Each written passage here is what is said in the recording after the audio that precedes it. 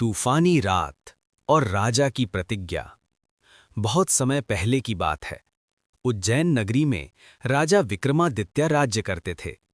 वे अपने न्याय, वीरता और प्रजा प्रेम के लिए तीनों लोकों में प्रसिद्ध थे। एक बार एक तांत्रिक की बातों में आकर उन्होंने उसे एक वचन दे दिया। वचन ये था कि वे अमावस्या की काली रात को शमशान में जाकर पुराने पीपल के पेड़ से एक शव यानी मुर्दे को उतारकर तांत्रिक के पास लाएंगे। अमावस्या की वो रात बेहद डरावनी थी। आसमान में काले बादल छाए थे, बिजलियां कड़क रही थीं और शमशान में भूतों प्रेतों की डरावनी आवाजें गूंज रही थीं। लेकिन निडर राजा विक्रम अपनी तलवार हाथ में लिए उस पीपल के पेड़ के पास पहुंचे। उन्होंने पेड़ पर लटकते हुए शव को उतारा और अपने कंधे पर लाद लिया। वो शव असल में एक बेताल था। जैसे ही राजा चलने लगे, बेताल बोला, राजन, तुम बहुत जिद्दी हो। ये रास्ता बहुत लंबा और कठिन है। तुम्हारा समय आसानी से कटे, इसलिए मैं तुम्हें एक कहानी सुनाता हूं। लेकिन मेरी एक शर्त है।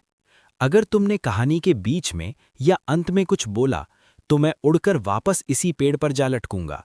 लेकिन अगर तुमने जवाब जानते हुए भी चुप्पी साधे रखी, तो तुम्हारे सिर के टुकड़े टुकड़े हो जाएंगे।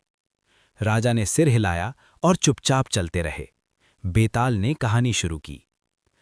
बेताल की कहानी। 3 प्रेमी और एक अबला।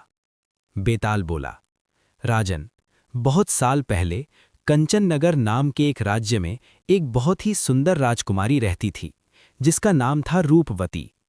उसकी सुंदरता की चर्चा दूर दूर तक थी। राज्य के 3 युवक उसे बहुत चाहते थे, लेकिन राजकुमारी किसे अपना पति चुनेगी ये अभी तय नहीं था। दुर्भाग्यवश एक दिन राजकुमारी बहुत बीमार पड़ी और उसकी मृत्यु हो गई। पूरा राज्य शोक में डूब गया। राजकुमारी का अंतिम संस्कार किया गया और उसका शरीर पंचतत्व में विलीन हो गया। वे तीनों युवक जो उससे प्रेम करते थे, वहीं शमशान में खड़े थे। राजकुमारी की मृत्यु के बाद उन तीनों ने अलग अलग रास्ता चुना। पहला युवक, उसने वहीं शमशान में ही अपनी कुटिया बना ली। वो राजकुमारी की राख की दिन रात रखवाली करने लगा और वहीं सन्यासी की तरह रहने लगा। दूसरा युवक, उसने राजकुमारी की हड्डियों को एक पोटली में